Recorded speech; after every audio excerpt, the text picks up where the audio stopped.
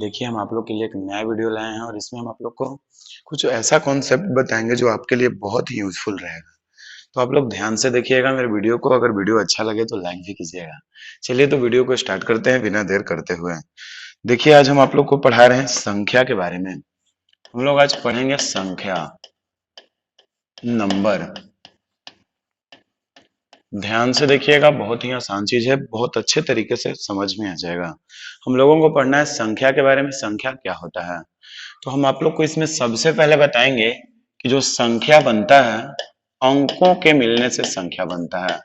अंकों के मिलने से, अंकों को मिलने से संख्या का निर्माण होता है। अंकों के मिलने से संख्या का निर्माण होता है। अब कहें कि ये अंक क्या होता है, तो अंक तो हमारे पास 0 से लेकर 9 तक है, टोटल 10। हमारे पास टोटल 10 अंक होते हैं और इन्हीं से हम संख्या बना सकते हैं। देखिए अगर हम यहाँ से इस अंक में से 5 और 4 को ले लें तो एक प्रकार के मेरा 54 एक संख्या बन गया। अगर 8 और 3 को ले लें तो 83 एक संख्या बन गया। मान लीजिए इसी में से 5 3 बार लिख दें तो 555 एक क्या हो गया, संख्या हो गया।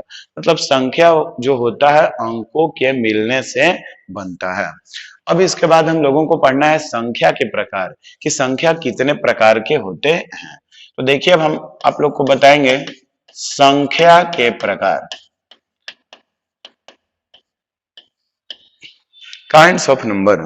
तो देखिए संख्या के प्रकार में, संख्या तो बहुत प्रकार के हो सकते हैं, लेकिन जो हम लोगों को जनरली पढ़ना है हम आपको वही बताते हैं। संख्या के प्रकार में सबसे बड़ा रूप होता है वास्तविक संख्या।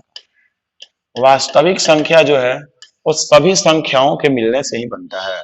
और वास्तविक संख्या कौन कौन सी संख्या से मिलकर बनता है, इस बात पे हम लोग गौर करेंगे। वास्तविक संख्या जो है परिमेय संख्या के मिलने से बनता है और अपरिमेय संख्या के मिलने से बनता है। वास्तविक संख्या जो है परिमेय और अपरिमेय के मिलने से बनता है। वास्तविक संख्या को कहते हैं रियल नंबर। वास्तविक संख्या को कहेंगे रियल नंबर। अब देखिए परिमेय संख्या क्या होता है और अपरिमेय संख्या। अपरिमेय संख्या हम लोग आगे पढ़ेंगे, सबसे पहले परिमेय को देखते हैं। जो संख्या प्राकृत होगी, पूर्ण संख्या होगी और सभी पूर्णांक परमेय संख्या होते हैं। ध्यान दीजिए, प्राकृत संख्या, पूर्ण संख्या और पूर्णांक सभी क्या होते हैं, परमेय संख्या होते हैं। और अपरमेय संख्या परमेय का बिल्कुल उल्टा रहता है। इसमें आप लोग आगे चल के पढ़िएगा, बताएंगे कि अपरमेय संख्या क्या होता है। तो हम लोगों को अब संख्या के प्रकार में सबसे पहले पढ़ना होगा प्राकृत संख्या, इससे आगे बढ़ेंगे तो पूर्ण संख्या, फिर आगे आएगा पूर्णांक, उसके बाद परमेय संख्या, फिर पढ़ेंगे अपरमेय संख्या और वास्तविक संख्या। तो टोटल यहाँ पर हम 6 प्रकार के संख्याओं के बारे में पढ़ने वाले हैं। पहला हो गया प्राकृत संख्या, दूसरा हो गया पूर्ण संख्या, तीसरा हो गया पूर्णांक, चौथा हो गया परमेय संख्या, पांचवा अपरिमेय संख्या और छठा वास्तविक संख्या। अब हम लोगों को देखना है प्राकृत संख्या क्या होता है, किसे प्राकृत संख्या कहेंगे। ध्यान से देखिएगा आप लोग, हम आप लोग को बहुत अच्छे तरीके से बता देंगे प्राकृत संख्या क्या होता है। देखिए अब हमारा हेडिंग चलेगा प्राकृत संख्या। ध्यान से देखिएगा, प्राकृत संख्या। प्राकृत संख्या यहाँ पे अगर नहीं दिख रहा है तो यहाँ लिखते हैं प्राकृत संख्या। इंग्लिश में कहेंगे नेचुरल नंबर। नेचुरल नंबर, इसे आप प्राकृतिक संख्या भी कह सकते हैं।